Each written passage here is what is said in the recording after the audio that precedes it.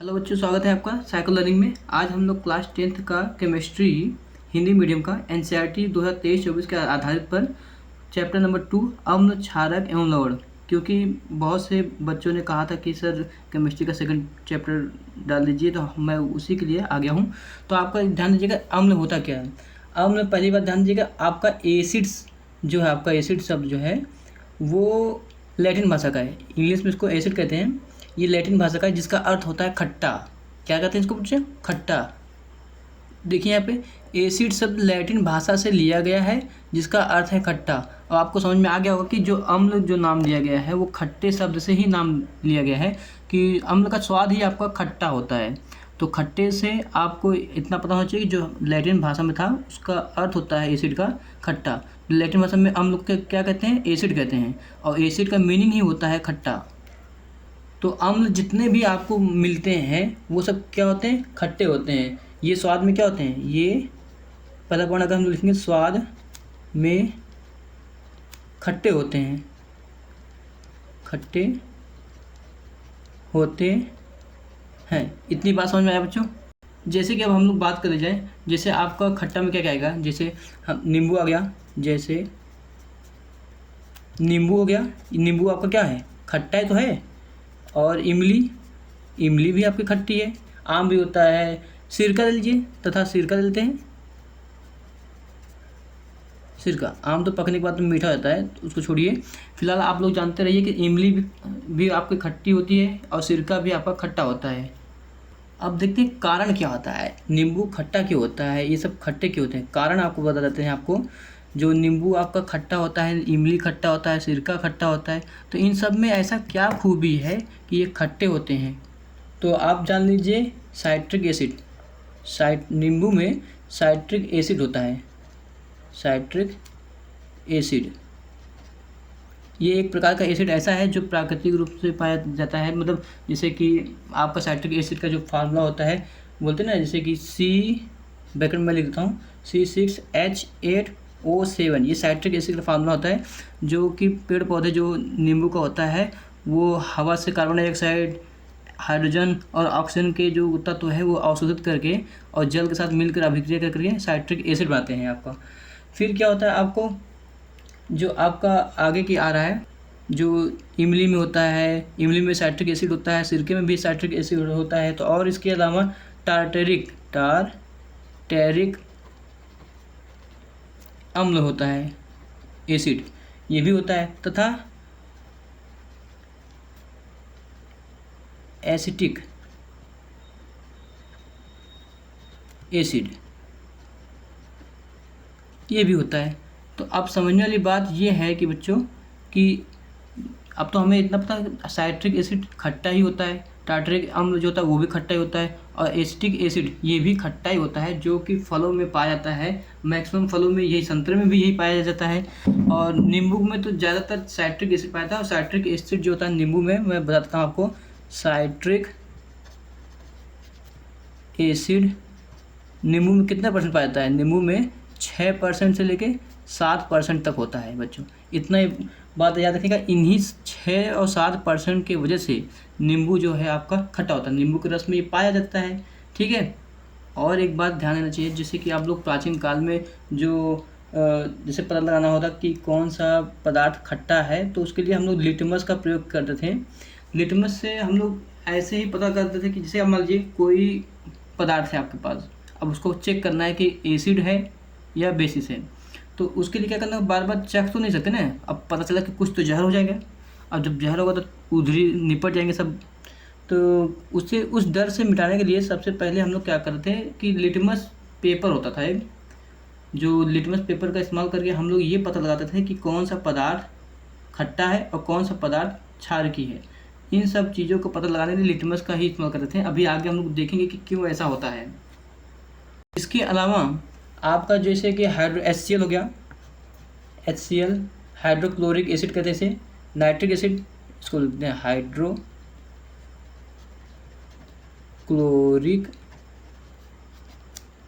Acid.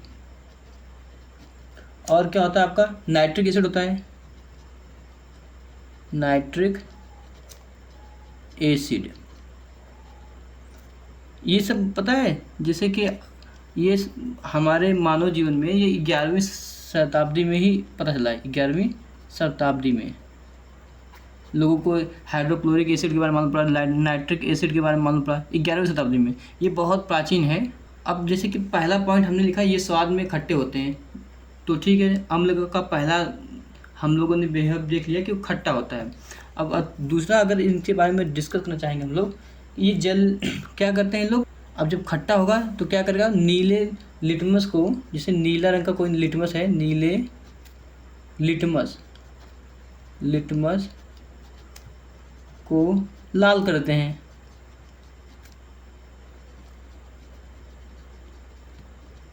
अब देखिए जो आपका लिटमस है, जैसे ही आपका एसिड के संपर्क में आएगा नीले रंग का होता है ये, लेकिन हो जाएगा लाल रंग का। तो ये पहचान है, अगर लाल रंग का हो जाता है तो समझ लीजिए कि जो आपका एसिड, जो आपका वो पदार्थ है वो एसिड है और वो खट्टा है। ठीक है। अगर दूसरे चीज़ की बात की जाए, तीसरे पॉइंट की, तो इसमें सबसे ज़्यादा जो आपका जो खट्टापन है, कोई भी चीज़ एसिड कब होता है, उसका कारण क्या होता है, उसी के बारे में हम लोग समझने की कोशिश करते हैं। ये जलीय विलयन में जिससे सबसे मेन कारण ये है, ये जलीय विलयन में H+ आयन देते हैं, H+ आयन देते हैं।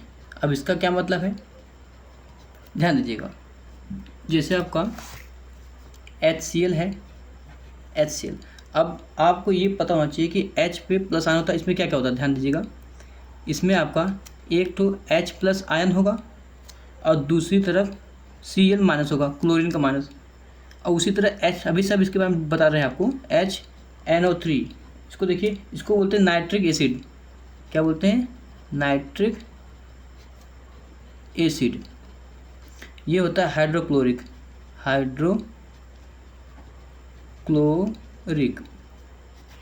एसिड।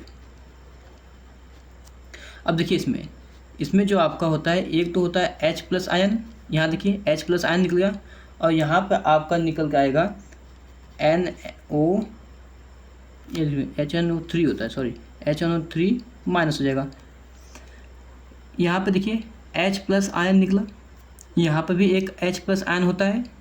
ठीक है, मैं ये बता रहा हूँ आपको कि हाइड्रोक्लोरिक एसिड जो होता है उसमें एक H+ आयन होता है और NHO3 में भी एक H+ आयन होता है। अभी इसका महत्व आपको समझ में आएगा। जैसे देखिए इसमें H2 सल्फ्यूरिक एसिड लिख रहा हूँ, H2SO4। अब इसमें क्या क्या होता है, दो ठो तो H+ आयन होगा, 2 आयन, और इसमें होता है SO4 और इसमें डबल निगेटिव होता है। अब इसका मतलब क्या है, ये 2 इलेक्ट्रॉन को ज़्यादा ग्रहण करता है, इसलिए इसमें डबल निगेटिव है। अभी इसके बारे में और समझाएंगे। जैसे H3COOH होता है आपका, इसको बोलते हैं एसिटिक अम्ल। अब देखिए जो मैंगोम होता है एसिटिक एसिड, एक तो H+ आयन निकल जाएगा, क्योंकि यहाँ पे देखिए 3 H है, तो अभी आपको इसमें फ़िलहाल एक H निकलता है। वो रिएक्शन बताते हैं आपको, CH3COO एक निगेटिव होगा। इसलिए हुआ क्योंकि यहाँ पे हाइड्रोजन ने एक जो है, मतलब इसने एक अपना प्रोटॉन दान किया, यहाँ पे एक प्रोटॉन निकल गया। अब क्या होगा, यहाँ पे एक ही आपका ऋणात्मक निकला है। देखिए यहाँ पे 2 आयन आपको निकले हैं, जो हाइड्रोजन एटम का है, दो यहाँ पे हाइड्रोजन एटम मतलब है ये परमाणु का जो है प्रोटॉन, 2 प्रोटॉन यहाँ पे आपका जब समाहित होता है तो यहाँ पे 2 इलेक्ट्रॉन भी ग्रहण करता है आपका। तो यहाँ पे जितने प्रोटॉन होंगे उतने ही यहाँ पे इलेक्ट्रॉनों की संख्या हो जाएगी। फिलहाल ये केमिस्ट्री का बहुत ज़्यादा गहराई में होगा, उसको नहीं बताना है, आप अभी छोटे बच्चे हैं।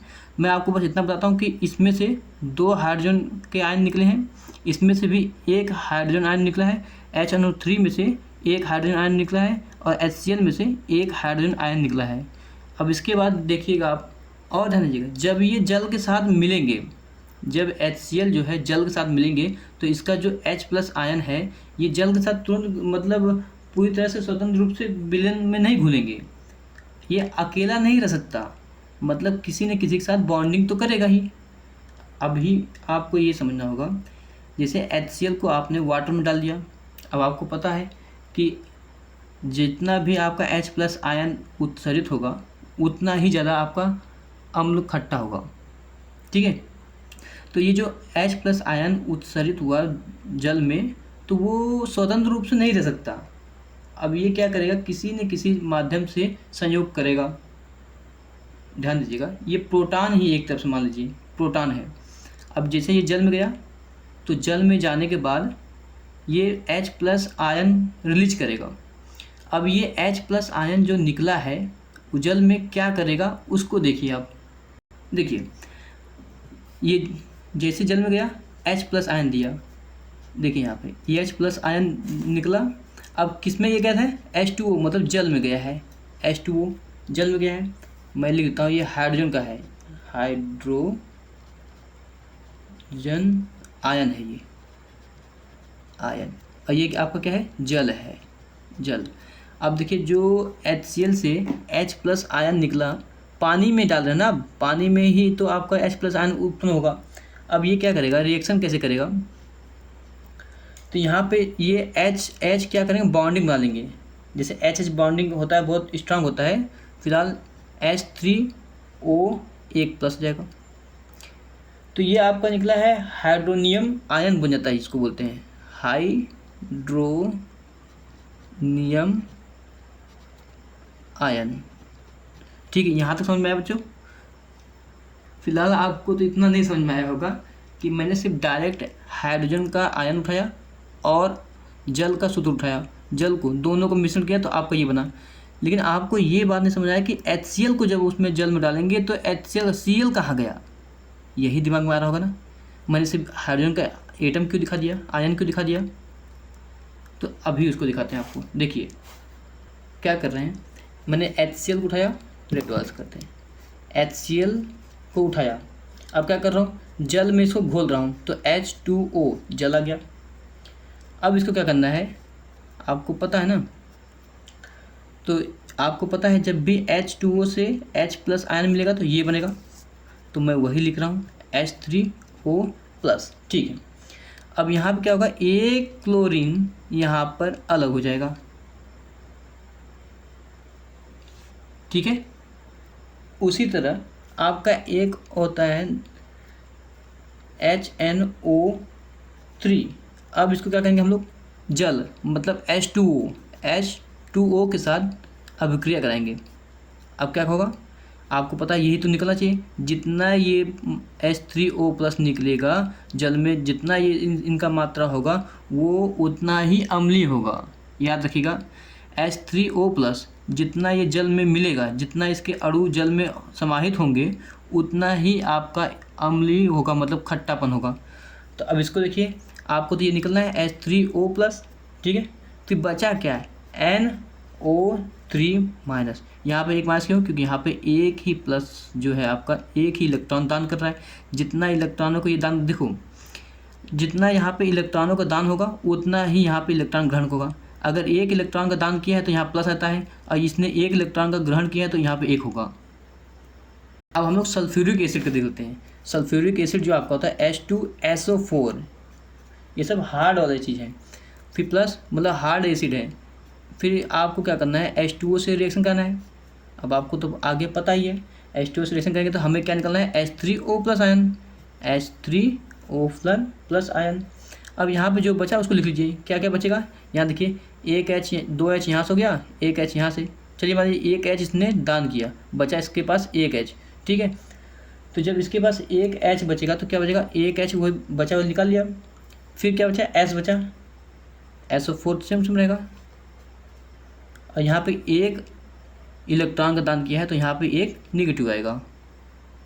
अब आपको इतना क्लियर हो जाना चाहिए, जिन भी विलयन में इनकी मात्रा, मैं ये कहना चाहता हूँ सीधा, H3O+ आयन जिस भी विलयन में इनकी संख्या ज़्यादा होगी वो अम्ल ज़्यादा होगा, अम्लीय होगा, मतलब ज़्यादा खट्टा होगा।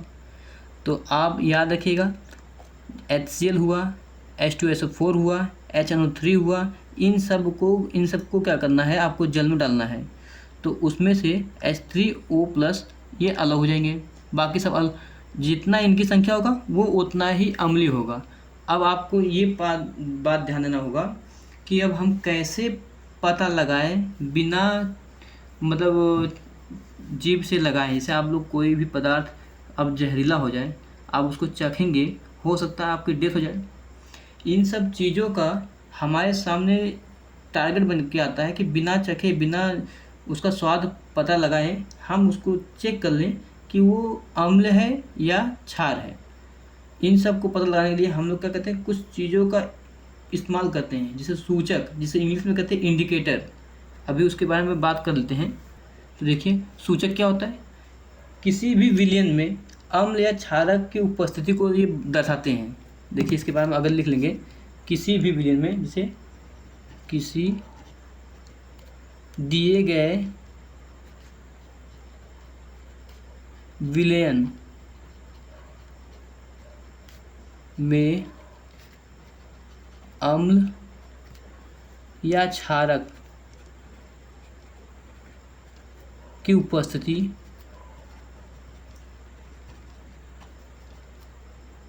को दर्शाते हैं। सोचना पड़ता है क्या क्या क्या लिखें आगे, कहीं गलत ना हो जाए। देखिए सूचक क्या है, किसी दिए गए विलयन में अम्ल या क्षारक की उपस्थिति को दर्शाते हैं।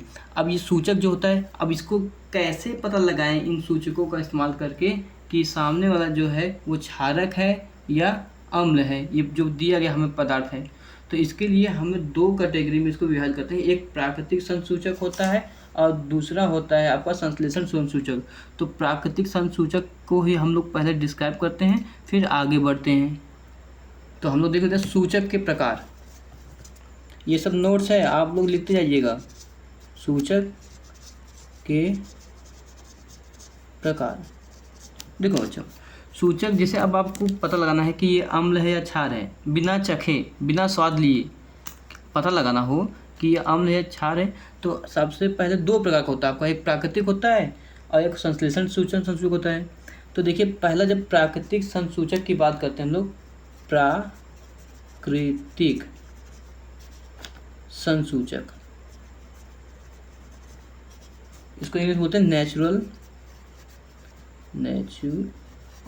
इंडिकेटर्स।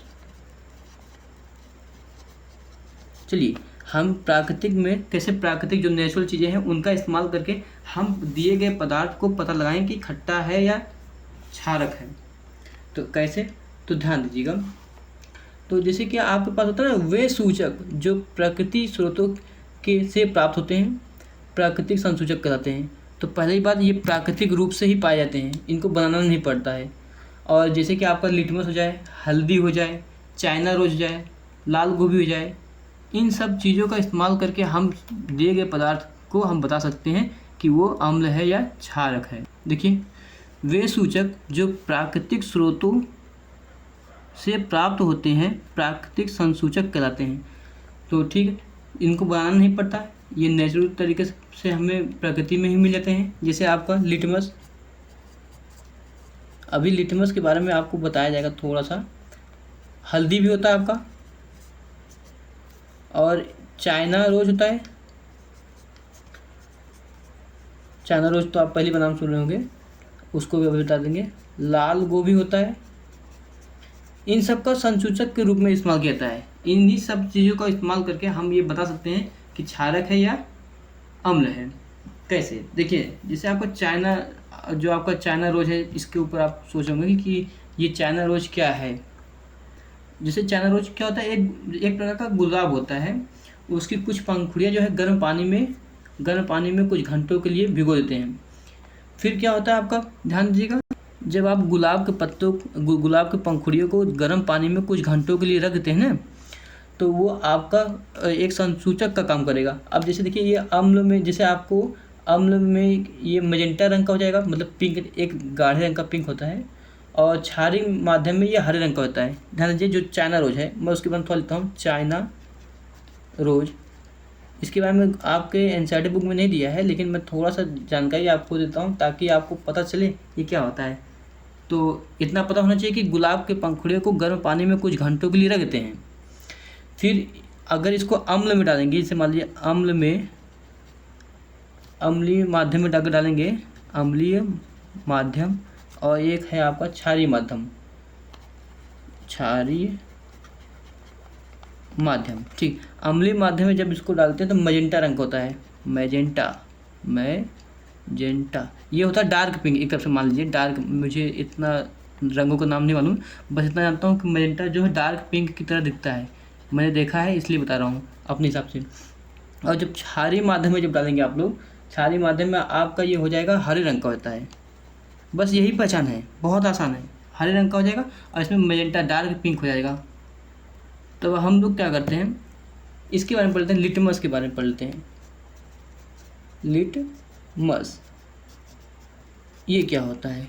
ये एक प्रकार का ना बैगनी रंग का, जो आपका बैगनी वायलेट कलर का होता है, ये डाई होता है। डाई जैसे जिसको हम लोग बालों में से डाई नहीं लगाते हैं, बालों को रंग करने के लिए, ब्लैक करने के लिए, वैसे ही लिटमस क्या होता है, एक तरफ से बैगनी रंग का डाई रंजक होता है, जो कि थैलाफाइट समूह के विलयन से प्राप्त होता है। लिचेन एक होता है, लिचेन पौधा होता है आपका, उससे निकाला जाता है। और जब उसे निकाला जाता है तो उसको एक जो आपका पेपर होता है, एक बारीक वाला जो पेपर, बारीक नहीं, एक तरफ से क्या बोलते हैं उसको, उस पेपर को फिल्टर पेपर, उसको बोलते हैं फिल्टर पेपर। जैसे कि जो कुछ चीज़ों को अलग करने के लिए हम लोग पानी में से कुछ अपद्रव्य पदार्थ मिले हुए हैं, तो क्या करते हैं उनको अलग करने के लिए हम लोग फिल्टर पेपर का इस्तेमाल करते हैं। लिटमस जैसे फिल्टर पेपर, और उसी पे क्या करते हैं, उस डाई को लगा देते हैं।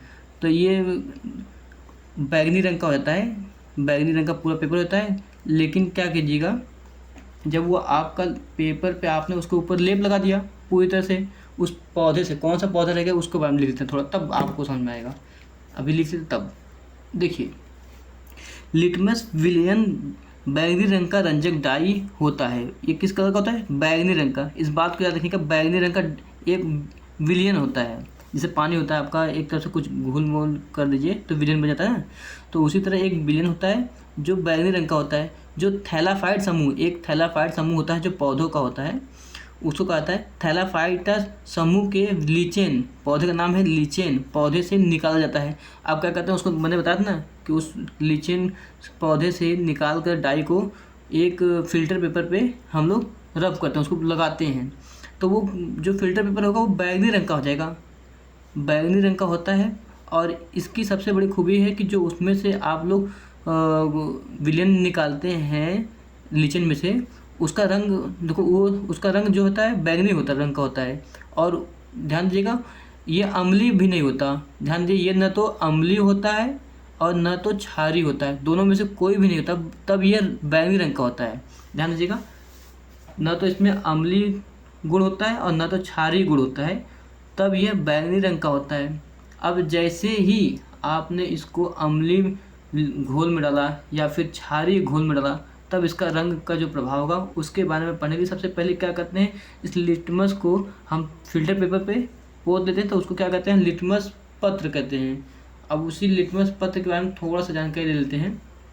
जब आपने लिटमस पत्र को लिया, क्योंकि आपने उसमें आपने उसका विलयन लगा चुके हैं आप उस पौधे का निकाल के, तो आपका लिटमस पत्र होगा। अब लिटमस पत्र 2 रंग का होता है, उसी को लिखते हैं, लिटमस पत्र 2 रंगों का होता है, 2 रंगों का होता है। अब कौन कौन सा रंग होता है? एक तो होता है नीला एवं लाल होता है। बताइए, यहाँ तक तो किसी को दिक्कत नहीं होगा। तो याद रखिएगा, अम्ल नीले लिटमस को क्या करता है, लाल रंग करता है, वही लिखना है, अम्ल नीले लिटमस को लाल रंग करता है, लाल कर देता है। देखिए, अब क्या क्या, लिटमस को जैसे ही आपने अम्ल में डाला तो वो लाल रंग का हो गया, और यदि आप क्षार में डालते हैं तो वो वापस से नीला हो जाएगा। है ना बात चमत्कार? यही चमत्कार है आपका। और जब क्षार में डालते हैं, और क्षार क्या करता है, क्षारीय पदार्थ, जिसे आपका मैं बता रहा हूँ, जो आपका ये क्षार है लिटमस को नीले से क्या करता है, नीले से लाल कर देता है।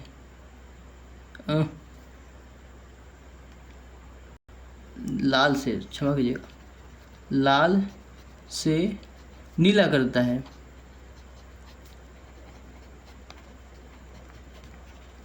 फिर से मैं दोहराता हूँ कि जब लिटमस पत्र को अम्ल में डालते हैं तो कैसा होता है, नीले से लाल होता है, और जब लिटमस को क्षार में डालते हैं तो नीले से मतलब लाल से नीला कर देता है। इतनी बात याद रखा, ये पॉइंट है। अम्ल में गया लाल हो गया, और क्षार में गया तो नीला हो गया। आप कभी ट्राई कीजिएगा, साबुन आपको जो जिस कपड़े पर धोते हैं, साबुन लीजिए, डिटर्जेंट रहेगा, उसमें अगर लिटमस को जब डुबोएंगे तो आपको वो नीला रंग का दिखाएगा। मैंने खुद किया है अपनी लाइफ में। और अम्ल में जैसे ही डालते हैं तो वो होता है लाल रंग का होता है। दूसरा संसूचक जैसे लिटमस पत्र हो गया, तो ऐसा कोई घरेलू चीज़ नहीं है कि आज सर, जैसे आप लोग कहें कि सर कोई ऐसा घरेलू चीज़ बताइए जिसका हम लोग चेक करें कि क्या वास्तव में ऐसी घटित घटना होती है, तो हम पता कैसे लगाएं। जैसे आपके पास हल्दी हो गया, अब हल्दी का इस्तेमाल करके कैसे आप पता लगाएंगे कि सामने वाला चीज़ खट्टा है या फिर क्षारी है। तो इसके लिए क्या करना होगा, जैसे कि आप हल्दी का रंग क्या होता है, जैसे ये आपको घर में तो आसानी से मिल जाता है। सफ़ेद कपड़ों पे कभी कोई सब्ज़ी लेती है, सफ़ेद कपड़ों पे अगर सब्ज़ी लग गई है तो पीले रंग का दाग बन जाता है। जब उसे आप साबुन से धोते हो, आप लोग इसे साबुन से धोते हैं तो क्या होता है, ये पूरी तरह से थोड़ा भूरे रंग का होता है, चॉकलेटी रंग का, मतलब कत्थे रंग का, थोड़ा डार्क में भूरे रंग का एकदम गाढ़ा रंग होता है। तो इससे ये पता चलता है कि जैसे ही आप हल्दी को क्षार से संपर्क कराते हैं तो हल्दी का रंग भूरे रंग का होता है, और जब हल्दी को अम्ल के साथ मिलाते हैं आप तो वो उसका रंग परिवर्तन नहीं होता। मतलब हल्दी का जो है अम्ल को अगर मिला देंगे तो इसका रंग परिवर्तन नहीं होने वाला। देखिए, हल्दी भी एक अन्य प्रकार का प्राकृतिक सूचक है।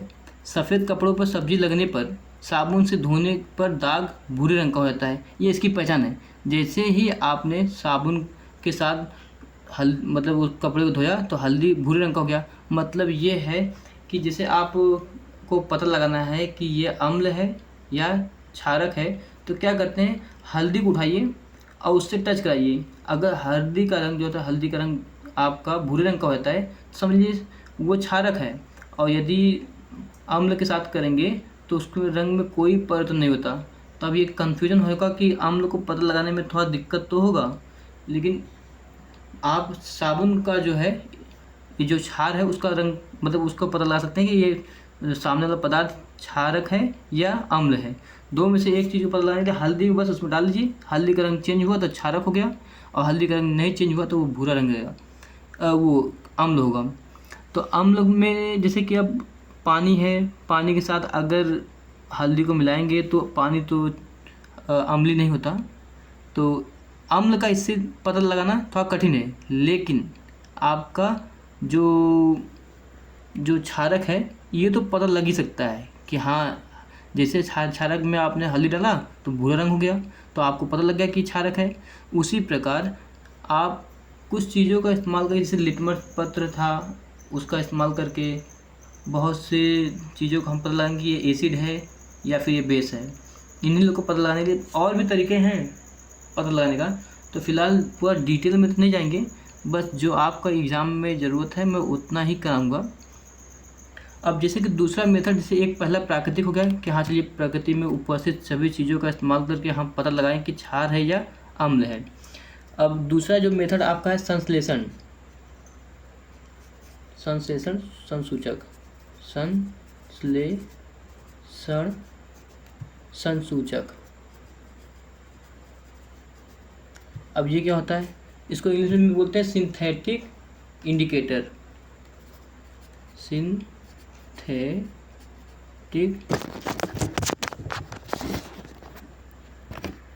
तो हम इसको देखते हैं संश्लेषण संसूचक, जो आपका दूसरा पॉइंट है। तो सबसे पहले इतना दिमाग में बैठाइए कि ये प्राकृतिक रूप से नहीं होता, इसे बनाना पड़ता है, रासायनिक अभिक्रिया करा कर इसको बनाना पड़ता है, ऐसे मटेरियल को तैयार करना पड़ता है। तो वो क्या लिखेंगे, ये पहला पॉइंट ये लिखेंगे, ये प्राकृतिक नहीं होते। इतनी बात समझ आए। इन्हें रासायनिक पदार्थों द्वारा बनाया जाता है, इन्हें रासायनिक पदार्थों द्वारा बनाए जाते हैं। ठीक है, जैसे आपका, जैसे मैं बोलूँ आपको मेथिल, आपने पढ़ा होगा मेथिल ऑरेंज के बारे में जानते हैं आप लोग। अब अगर इसको अम्ल में, इसे अम्ल में अगर डुबोएंगे तो क्या होगा, लाल रंग का हो जाएगा। और अगर क्षार में डुबोएंगे तो ये हो जाएगा आपका पीला। मैं इसकी बात कर रहा हूँ, मैं जो आपका मेथिल ऑरेंज है, अम्ल में जैसे डुबोया तो लाल हो गया, और क्षार में अगर डुबोया तो आपका पीला हो जाएगा। उसी तरह फिनोल्फ्थेलिन को देखिए, फिनोल्फ्थेलिन, ये आपका क्या होता है, जैसे ही आपने अम्ल में इसको डुबोया तो रंगहीन हो जाता है, रंगहीन। और अगर आपने क्षार में डुबोया तो ये पिंक, मतलब गुलाबी बोलते हैं ना, गुलाबी हो जाएगा। इतना आसान है। तो ये सब मेथिल ऑरेंज जो है आपका लैब में बनाया जाता है, और फिनोल्फ्थेलिन जो होता है ये भी आपका लैब में बनाया जाता है। इसे हम लोग रासायनिक अभिक्रिया कराकर इन सब का बनाया जाता है। तो जैसे ही इनको अम्ल में डाला तो ये फिनोल्फ्थेलिन रंगीन हो गया, और मेथिल ऑरेंज क्या होगा, लाल होता है। और क्षार में मेथिल ऑरेंज क्या होता है, पीला रंग होता है, फिनोल्फ्थेलिन क्या होता है, गुलाबी होता है। तो यहाँ तक तो सबको क्लियर हो गया होगा।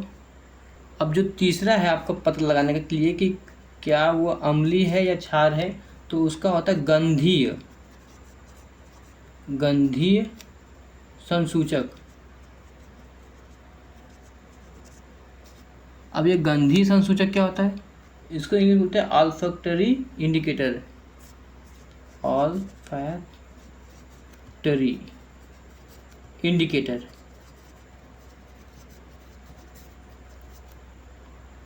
कुछ ऐसे पदार्थ होते हैं, जैसे आपके पास कुछ ऐसे पदार्थ होते हैं जिनकी गंध जो है अम्लीय या क्षार के माध्यम में बदल जाते हैं। जैसे देखिए आपके पास प्याज हुआ, प्याज पे यदि आप लोग नींबू का रस निचोड़ेंगे तो उसका जो गंध है वो ज़्यादा तेज होता है, और जैसे ही आप उसके ऊपर क्षार डालते हैं तो उसका गंध एकदम तरह से गायब होता है। आपने देखा होगा, जैसे बहुत से शादी ब्याह में गए होंगे तो प्याज काट के रखा होता है, उसमें नींबू भी पड़ा होता है, तो प्याज दूर से ही महकने लगता है, उसकी गंध बहुत तेज, मतलब बहुत तेज़ फैलने लगती है। और यदि उस कटे हुए प्याज को आप उसके साथ रखें जाए, क्या बोलते हैं, क्षार के साथ, तो उसका गंध तुरंत गायब होता है। देखिए बच्चों, कुछ ऐसे पदार्थ होते हैं जिनकी गंध अम्लीय क्षार के माध्यम में बदल जाते हैं, ऐसे पदार्थों को गंधीय संसूचक कहते हैं। अब जैसे मान लीजिए आपका एग्जांपल में मैं दे दूँ आपको, वैनिला जानते हैं आप लोग, एक होता है वैनिला और दूसरा होता है प्याज तो जानते होंगे, और एक होता है लौंग, एवं लौंग लिखते हैं, क्या ज़्यादा बार लिखे हैं, लौंग। बहुत सारे एग्जांपल है, लौंग हो गया।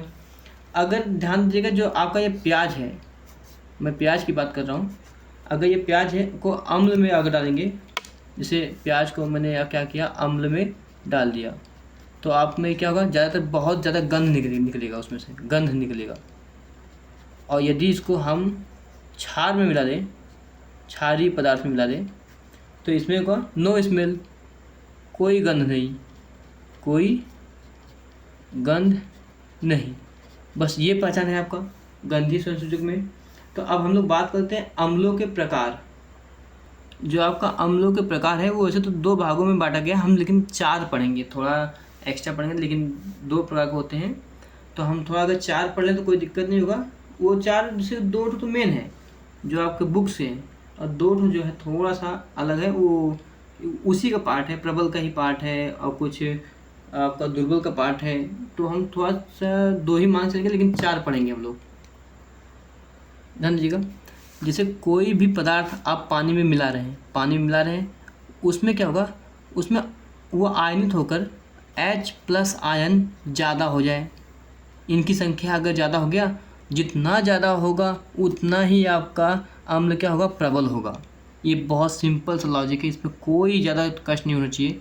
अब इसको पहले लिखते हैं तब आपको समझाते हैं। आपको देखिए, वे अम्ल जो अपने जलीय विलयन में, जैसे जल में आप उस कोई भी अम्ल को डाल दीजिए, कोई भी चीज़, पूर्णतः आयनित होकर अत्यधिक मात्रा में H प्लस आयन जो आपका होता है, H प्लस बताया ना आपको, ये आपका प्रोटॉन होता है, H प्लस आयन, या आप क्या करें H3+O आयन उत्पन्न करते हैं, ये ज़्यादा उत्पन्न हो जाए। या फिर अब जानते हैं जैसे कि आपका H प्लस आयन जैसे ही जल में मतलब उत्पन्न हुआ, तो ये क्या करें, जल के साथ अभिक्रिया करके H3O आयन बनाता है। तो मतलब ये कहना चाहता है कि इसकी संख्या ज़्यादा हो जाए, या फिर H3O+ आयन उत्पन्न करते हैं। जितना इनकी संख्या ज़्यादा होगी, इसकी संख्या, उतना ही आपका जो अम्ल होगा प्रबल होगा उतना। जैसे अब मैं आपको समझाऊंगा, जैसे आपका सल्फ्यूरिक एसिड है, आपका H2SO4, ये आपको सल्फ्यूरिक एसिड है। अब क्या करते हैं हम लोग, एक अभिक्रिया करते हैं, क्या इसमें क्या निकलेगा, जैसे H2 से, जैसे H2SO4 से 2H तो निकल जाएगा, 2H+ निकल जाएगा आपका। ये हाइड्रोजन आयन है, मैं बात कर रहा हूँ हाइड्रोजन आयन की बात कर रहा हूँ, हाइड्रोजन आयन। यहाँ पर देखिए 2H है, इसको ध्यान से देखिए, 2H है, तो यहाँ पे 2H आयन निकल गया, और उसका बचा क्या आपका है SO4। अब यहाँ पर देखिए कितना निगेटिव होगा आपका, यहाँ पे एक H ये हो गया और एक H ये, 2H हुआ, तो 2H का क्या होगा यहाँ पे आपका ये हो जाएगा डबल माइनस। देखिए मैं ये बताता हूँ, अगर मैं इस 2 को छिपा दूँ, यहाँ पे आपका एक H आयन है, तो यहाँ पे एक निगेटिव होना चाहिए, लेकिन यहाँ पे 2H है ना, तो 2 आयन निकला। जब 2 आयन नहीं निकलेगा तो आप मतलब यह कहने का मतलब है ये इलेक्ट्रॉनों को दान करते हैं, तभी ये पॉजिटिव आता है। और दो हाइड्रोजन है, और 2 हाइड्रोजन मिलकर एक, अगर हाइड्रोजन एक इलेक्ट्रॉन दान करता है तो 2 हाइड्रोजन मिलकर क्या करेंगे, दोनों इलेक्ट्रॉन दान करेंगे, तो ये दोनों कहाँ जाएंगे, SO4 पर। तो जितना इनकी संख्या होगी उतना ही यहाँ पर नेगेटिव वाला होगा, ये बता रहे हैं आपको। ये आपको जानते हैं सल्फ्यूरिक एसिड है, सल्फ्यूरिक एसिड। अब इसके कुछ एग्जांपल देते हैं कि हार्ड एसिड में आता क्या क्या है। जैसे मैं मान लूँ, मेरे हिसाब से जो मैंने जान के उठाया है वो है HCl, क्योंकि मैं जब केमिस्ट्री लैब में होता था तो HCl जानता था हार्ड एसिड ग्रुप में है, और H2SO4 तो होता ही है, H2SO4 ये भी होता है, और HNO3 ये भी होता है आपका नाइट्रिक एसिड। ठीक है बच्चों, यहाँ तो समझ में आया होगा। मैं ज़्यादा समझाया नहीं कर रहा हूँ, मैं आपको बस नोट्स प्रोवाइड कर रहा हूँ और थोड़ा बहुत हिंट दे के पढ़ा रहा हूँ। इसमें पूरा डिटेल तो नहीं दे रहा हूँ, क्योंकि अगर ज़्यादा डिटेल देने गया तो शायद 11th और 12th का हो जाएगा सिलेबस। मैं थोड़ा इसीलिए डरता हूँ कि ज़्यादा डिटेल न बताऊँ, वरना पूरा वीडियो गड़बड़ जाएगा और आपको समझ नहीं आएगा। तो मैं उतना ही कोशिश करता हूँ जितना आपको समझ में आ जाए, और आपको नोट्स तो चाहिए ही वो। अब देखिए दुर्बल अम्ल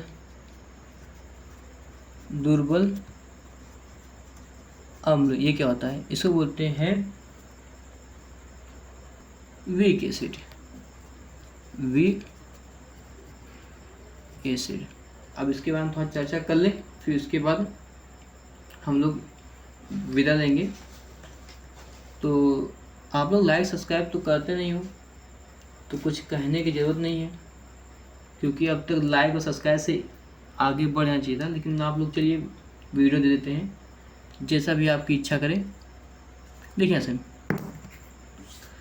अब इसमें बात ये है, अब ये वीक एसिड होगा क्या, जैसे कोई भी पदार्थ आपने या फिर कोई भी अम्ल आपने जल में डाला, तो क्या करेंगे, जो H+ आयन होता है, जो H+ आयन होता है आप, तो उसमें पूर्णतः आयनित नहीं होता ये H+ आयन। आपने जैसे उस एसिड को डाला पानी में, तो H+ आयन उसमें आयनित नहीं होता, इनकी संख्या ज़्यादा बनती भी नहीं। जब आयनित नहीं होगा, उसमें जल के साथ अभिक्रिया नहीं करेंगे, तो वो कम मतलब एसिडिक हो जाता है। जब इनकी संख्या बनेगी नहीं तो एसिड काहे के लिए, एसिड नहीं बनेगा ना। अगर बहुत कम बनते हैं तो मतलब बनते हैं लेकिन बहुत कम, तो कम बनेंगे तो मतलब दुर्बल ही बनेंगे। इसको ध्यान से देखिएगा। जिसे आपको दिया है CH3COOH लैक्टिक अम्ल, ऑक्जेलिक अम्ल, जो अम्ल अपने जलीय विलयन में पूर्णतया आयनित नहीं होते तथा विलयन में कम H+ आयन, देखिए H+ आयन कम मदद प्रदान करते हैं। या फिर क्या बोलते हैं, जब ये H+ आयन H2O के साथ अभिक्रिया करेगा तो आपको क्या बनेगा, H3O+ बनेगा। जब इनकी संख्या बन के ज़्यादा रेडी होगा तो आपका क्या कहलाता है, हार्ड एसिड कहलाता है। अगर इनकी संख्या ही नहीं बनेगी, कम बनेगी, तो इस आयन का जब निर्माण नहीं हो पाएगा तो क्या होगा, दुर्बल अम्ल कहलाएंगे। क्या ये बात आपके भेजे में गई, बताइए। एग्जाम्पल दे दूं, चलिए एग्जाम्पल देते हैं। जैसे आपका मान लीजिए, उदाहरण की मैं बात करूं, उदाहरण होता है आपका एसिटिक अम्ल होता है, पहला ही जो आपने लिखा भी, एसिटिक अम्ल। और दूसरे की बात किया जाए तो ऑक्जेलिक अम्ल होता है,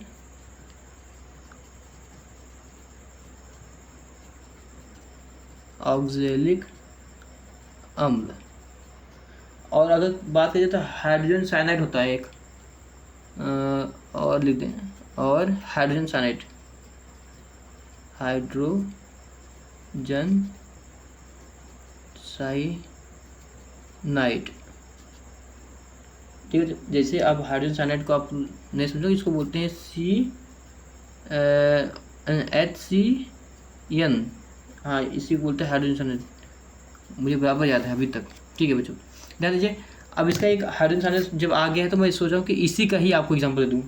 जैसे मान लीजिए आपका हाइड्रोजन साइनाइड है, CN बोलते हैं इसको, साइनाइड को हम लोग CN से रिप्रेजेंट कर रहे थे, तो हाइड्रोजन आ गया तो इसलिए H लगा दिया। तो आइडिया लग जाता है कि कौन सा फॉर्मूला कैसे बनेगा, हाइड्रोजन साइनाइड, क्या देखिए क्या किया, इसमें से हाइड्रोजन एक अलग हुआ, ठीक है। इसमें से जैसे आपका हाइड्रोजन साइनाइड दे दिया, इसमें से आपका हाइड्रोजन अलग हुआ, और यहाँ पर CN भी आपका अलग हो गया, साइनाइड भी, इसको बोलते हैं साइनाइड आयन, साइनाइड आयन। और ये हाइड्रोजन आयन है, लिख देते हैं वरना भूल जाएंगे आप, हाइड्रोजन आयन, ठीक है। जो अब ध्यान दीजिए इसमें क्या प्रॉब्लम है, HCN हाइड्रोजन साइनाइड आपका ये फार्मूला है।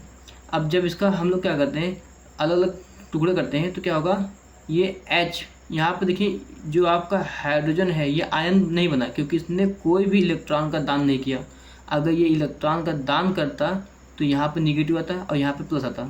जैसे मैं ये कहना तो आपके दिमाग में नहीं घुसता होगा, जैसे कोई भी वस्तु है, जैसे मैं दो वस्तु ले रहा हूँ, इनमें इलेक्ट्रॉन और प्रोटॉनों की संख्या ज़्यादा बराबर होती है, हर चीज़ उदासीन होता है। यहाँ देखिए मैं इलेक्ट्रॉन बनाता हूँ, जितने ही इलेक्ट्रॉन उतने ही प्रोटॉन। अब देखिए ये इसको कैंसिल करेगा, ये इसको कैंसिल करेगा, ये इसको कैंसिल, ये इसको ऐसे, plus minus cancel, plus minus cancel, plus minus cancel, plus minus cancel. ध्यान दीजिए, अगर जब हम जैसे बोलते हैं ना, हम लोग कुछ चीज़ों को ऐसे रगड़ते हैं तो हम लोग जैसे पेन है प्लास्टिक का, फिर रगड़ेंगे तो कागज़ के छोटे टुकड़ों के पास लाएंगे तो कागज़ के छोटे छोटे टुकड़े क्या करेंगे, डांस करेंगे। जब डांस करते हैं तो मतलब क्या हुआ कि इस पर चार्ज आ गया है। उसी तरह जब इन दोनों को आपस में रगड़ेंगे तो शायद इसमें से कुछ इलेक्ट्रॉन निकल के इसमें आ जाए, या फिर हो सकता है कि इसमें से इलेक्ट्रॉन निकल के इसमें चल जाए। चलिए कोई भी मान लेते हैं हम लोग, इसमें से इलेक्ट्रॉन निकल के इसमें आएगा, ये इलेक्ट्रॉन निकल कर इसमें एक्स्ट्रा आ गया, ये इलेक्ट्रॉन निकल के इसमें एक्स्ट्रा आ गया। तो इसमें से कितने इलेक्ट्रॉन निकले, 2 इलेक्ट्रॉन। और इस देखिए ये तो एक दूसरे कैंसिल करेंगे, इनकी पावर तो कुछ लगेगी नहीं, लेकिन इनकी पावर लगेगी क्योंकि इनको कैंसिल करने वाला निगेटिव इलेक्ट्रॉन नहीं है। तो यहाँ पे कितना हो गया, पावर 2 प्लस हो गया, और यहाँ पे 2 इलेक्ट्रॉन एक्स्ट्रा हो गया तो यहाँ पे -2 हो गया। तो अगर ये 1 इलेक्ट्रॉन दान करता तो यहाँ पे 1 प्लस आयन होता और यहाँ पे 1 निगेटिव आयन होता। तो इसने तो कुछ दान भी नहीं किया है और ना ही इसने कुछ ग्रहण किया है। तो इससे क्या होगा, हमें क्या चाहिए, जल में H+ आयन चाहिए होता है, जो कि H2O के साथ मिलकर H3O+ बनाता है। जब इनकी संख्या ज़्यादा होता है तो आपका वो अम्ल क्या होता है, हार्ड एसिड होता है। जब इनकी संख्या घट गई तो वो दुर्बल एसिड कहलाता है। यहाँ तक सबको क्लियर हो गया होगा, बताइए आ गया।